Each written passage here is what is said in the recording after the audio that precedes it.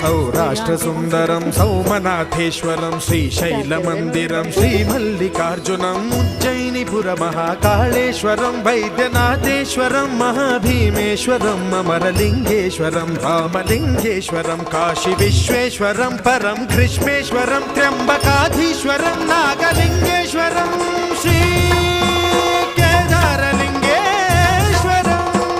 लिंगात्मकं ज्योतिलिंगात्मकं वायुलिंगात्मकं आत्मलिंगात्मकं अखिललिंगात्मकं अग्निसोमात्मकं